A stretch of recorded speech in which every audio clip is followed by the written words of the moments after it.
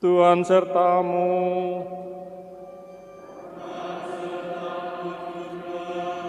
Inilah Injil Yesus Kristus menurut Markus.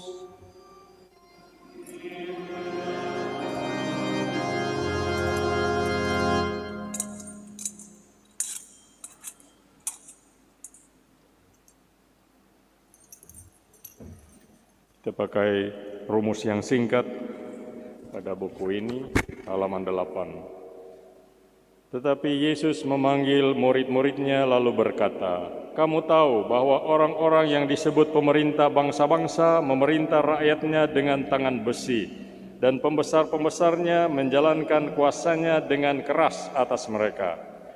Tetapi janganlah demikian di antara kamu. Barang siapa ingin menjadi besar di antara kamu, hendaklah ia menjadi pelayanmu. Dan barang siapa ingin menjadi yang terkemuka di antara kamu, hendaklah ia menjadi hamba untuk semuanya. Sebab anak manusia pun datang bukan untuk dilayani, melainkan untuk melayani dan untuk memberikan nyawanya sebagai tebusan bagi banyak orang." Demikianlah sabda Tuhan. Terpujilah Kristus.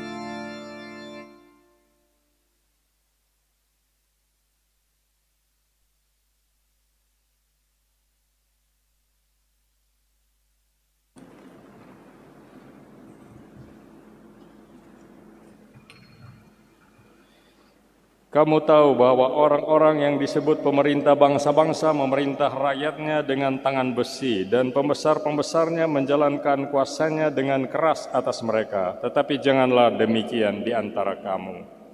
Saudara sekalian yang saya hormati, kekasih-kekasih dalam Kristus, karena Yesus bicara di sini mengenai pemerintah yang lalim, maka izinkan saya pada kesempatan ini berbicara tentang keterlibatan kita dalam politik.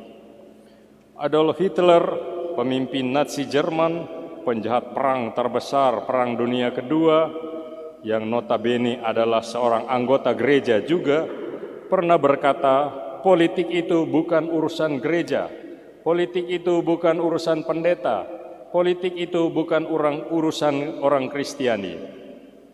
Ketika sebagian kecil orang Kristiani di Jerman menentang kebijakan politiknya, gerakan yang dinamakan The Bekennende Kirche, Hitler memanggil salah seorang pemimpin terkemuka gerakan itu, Niemöller, dan berkata kepadanya, "Aku mengurusi politik, Anda mengurusi agama. Aku tidak akan mencampuri urusan Anda, dan saya minta Anda tidak mencampuri urusan saya." Saudara sekalian, banyak orang Kristiani ketika itu yang setuju dengan Hitler. Dan apa akibatnya? 6 juta lebih orang tidak bersalah menjadi korban, tanpa gereja merasa peduli untuk bersuara. Gereja pada waktu itu berdosa, bukan karena ia melakukan sesuatu yang salah, tetapi karena ia tidak melakukan apa-apa ketika melihat yang salah terjadi. Sampai sekarang pun masih banyak orang Kristiani yang setuju dengan Hitler, dan korban-korban terus berjatuhan tanpa gereja merasa perlu untuk angkat bicara. Benarkah kata-kata Hitler itu? Memang ada benarnya.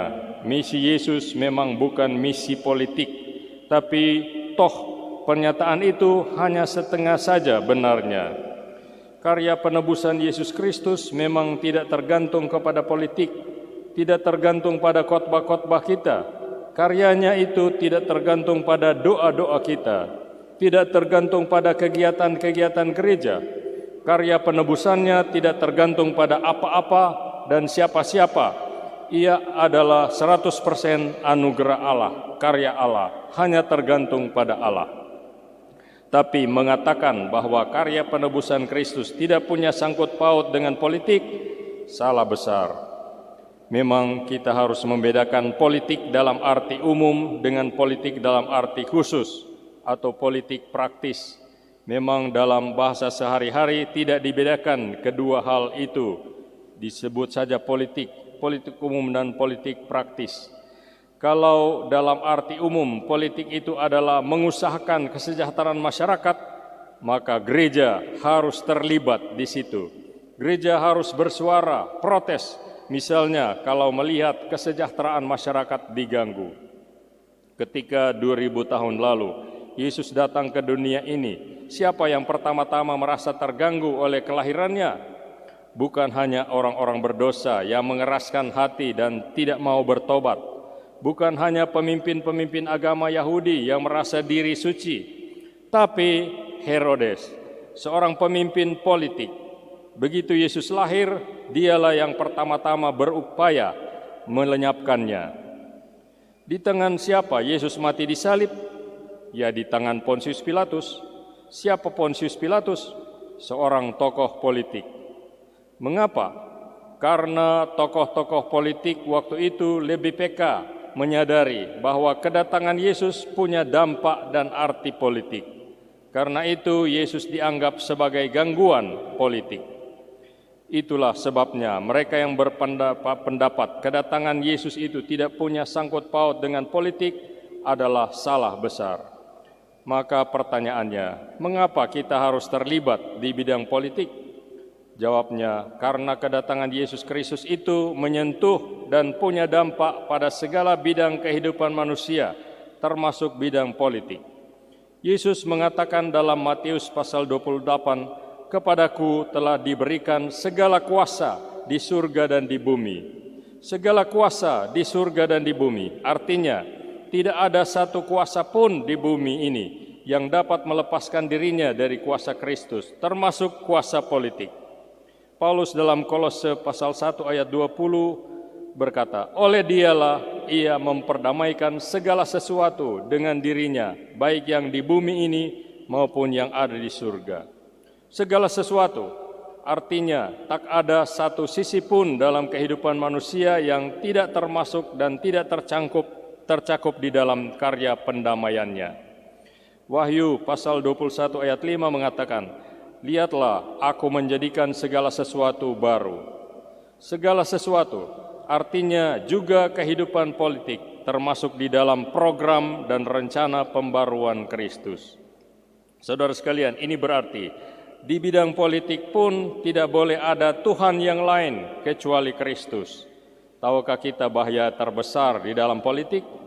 Ya, penyembahan berhala, mempertuhankan sesuatu yang bukan Tuhan. Ideologi bisa menjadi Tuhan, pemimpin bisa menjadi Tuhan, seperti Hitler. Bangsa bisa menjadi Tuhan. Tanggung jawab kita adalah mencegah dan mengatakan tidak.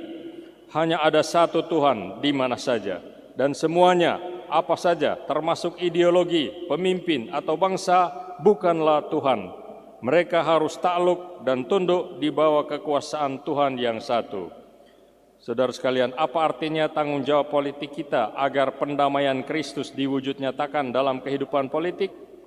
Artinya bahwa dalam kehidupan politik pun harus diusahakan agar semangat jiwa kasih serta pengampunan Kristus menjadi nyata. Kehidupan dan praktek-praktek politik itu amat sering merupakan sesuatu yang sangat kejam dan keras. Bandingkan dengan kata-kata Yesus dalam Injil hari ini. Dengan mudah orang menumpas, mengucilkan, menindas, membungkam lawan-lawannya. Padahal seringkali sebabnya amatlah sederhana, karena orang-orang itu mempunyai pendapat yang berbeda, bahkan berseberangan. Tanggung jawab kita adalah tanggung jawab pendamaian. Misi politik kita adalah misi rekonsiliasi, menggairahkan kerukunan nasional dan solidaritas sosial yang mengatasi perbedaan golongan, aliran, suku, dan keturunan, agar program pembaruan Kristus mendasari program-program politik, keberanian untuk belajar dari kesalahan masa lalu, kesungguhan hati untuk mengubah diri. Saudara-saudari, memang di dalam praktek politik yang terjadi biasanya adalah keinginan untuk mengubah, tapi enggan untuk berubah. Tanggung jawab kita adalah untuk memberi kesaksian bahwa dunia hanya akan berubah bila kita terlebih dahulu mampu mengubah diri. Saudara-saudari, ada 3 catatan kecil yang penting. Pertama, tanggung jawab penuh di bidang politik tidak berarti kita semua harus jadi politikus. Gereja tidak boleh berubah jadi lembaga politik praktis.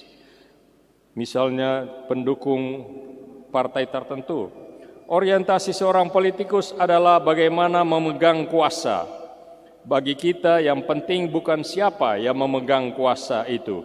Kalau seseorang menjalankan kuasa dengan baik, harus kita dukung. Bila buruk, harus kita tentang. Kedua, kita harus hanya dapat terlibat secara penuh dalam bidang politik bila pertama-tama kita merasa diri sebagai bagian yang penuh dari masyarakat kita, dari bangsa kita, dari negara kita. Bukan penonton, tapi pemain.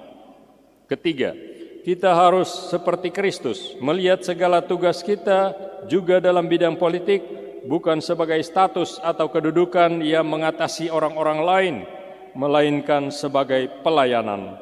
Dan pelayanan, pengabdian yang sejati menuntut pula kerelaan untuk berkorban, kalau perlu dengan nyawa kita.